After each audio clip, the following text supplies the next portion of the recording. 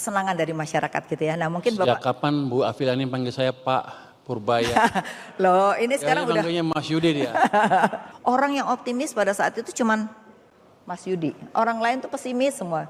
Langsung Pak Prabowo tuh begini-begini. Jadi mungkin gara-gara itu Mas Purbaya bisa jadi menteri. Silakan. Pertanyaannya apa? Ya pertanyaannya tadi, nggak didengerin pertanyaannya.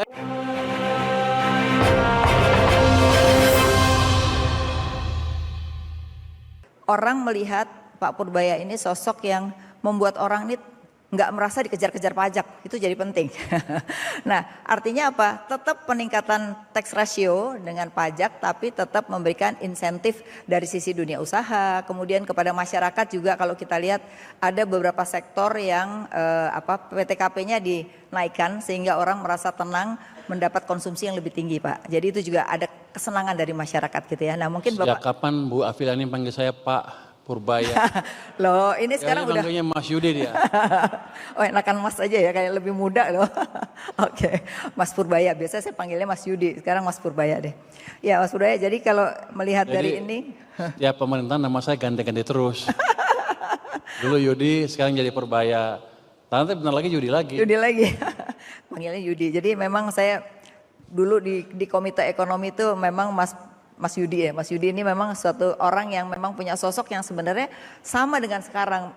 Orangnya nggak berubah secara personal, saya kenal gitu ya. Jadi ceplas-ceplos. Sekarang ada julukan baru, cowboy ya, benar nggak? Julukan cowboy. Tapi saya melihatnya adalah sesuatu yang disampaikan itu adalah yang memang kita tahu itu yang harus dilakukan gitu. Jadi saya termasuk orang yang saya bilang ini harus dilakukan supaya orang meniru gitu ya. Tapi saya bukan karena ada Mas Yudi ya. Oke silakan Mas Yudi. Jadi kita pengen dengar satu adalah bagaimana sih sebenarnya melihat sekarang ini gebrakan-gebrakan yang dilakukan itu kan tujuannya adalah setuju banget gitu. Gimana mengalihkan anggaran kalau nggak dipakai ya. Kemudian memang sesuatu yang dibutuhkan itu yang harus didahulukan sehingga pertumbuhan orang tuh kadang-kadang nggak percaya dengan pertumbuhan karena seingat saya sarasehan yang ada Pak Prabowo waktu itu orang yang optimis pada saat itu cuman Mas Yudi, orang lain tuh pesimis semua. Langsung Pak Prabowo tuh begini-begini. Jadi mungkin gara-gara itu Mas Purbaya bisa jadi menteri. Silakan. Pertanyaannya apa? Ya pertanyaannya tadi, nggak didengerin pertanyaannya. Saya perhatikan diri. Ya, pertanyaannya satu. Ini asik presentasi. Saya Masih ingat yang di Ken. Jadi satu adalah tax ratio ini kan tentu saja tetap harus diperbaiki dong gitu. Nah tapi orang tuh merasa nyaman walaupun tax ratio tetap akan diperbaiki atau ditingkatkan ya. Yang kedua orang juga seneng nih Cortex kemarin masalah-masalah sekarang akan diperbaiki. Jadi orang tuh masih merasa ada jangka waktu orang tuh memperbaiki dengan Cortex yang ada. Dua itu dulu deh Mas dijawab. Ya. Ya, nanti baru yang lain. Lanjut presentasinya Bu. Apa? Jadi begini. Waktu saya diperintah dikasih tugas menjadi Menteri Keuangan, ekonomi kita sedang melambat cukup signifikan. Tanpa orang sadari sebetulnya sejak setahun terakhir bahkan setahun setengah terakhir ya. Ekonomi diperlambat dengan kebijakan fiskal dan moneter yang tidak terlalu akurat. Saya suka kritik itu, kata orang nggak boleh kritik. Tapi biar aja. Kalau saya nggak tunjukin kesalahannya, saya nggak bisa betulin. Dari bulan sampai April tahun ini sebenarnya bagus, udah ada recovery, perbaikan kebijakan.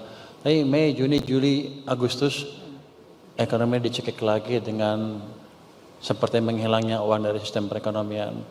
Jadi ekonomi kalau kita siklus bisnis naik turun kan gitu. Kalau lagi naik kebijakannya apa? Kita kan selalu counter cycle kan, diperlambat sedikit boleh.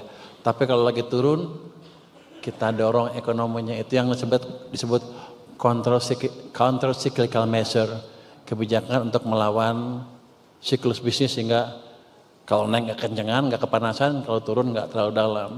Jadi ketika ekonomi jatuh seperti itu, kalau kita kenain pajak di mana-mana, semuanya kenain pajak, kawinan juga katanya mau dikenain pajak kan ya? Betul. Semuanya pokoknya, ya bukan counter cyclical, itu pro cyclical, lagi jatuh akan semakin jatuh lagi. Ya, setuju. Saya bisa kenakan pajak seperti itu, tapi nggak ada gunanya. Makin jatuh ekonominya, pendapatan pajak juga makin kecil kan. Saya naikin lagi pajak, makin turun lagi ke bawah. Akibatnya ya ekonomi akan terus turun ke bawah, mungkin ke resesi yang mungkin parah. Untungnya saya ekonom betulan Bu, saya nggak sebodoh itu kelihatannya. Agak pinter dikit lah.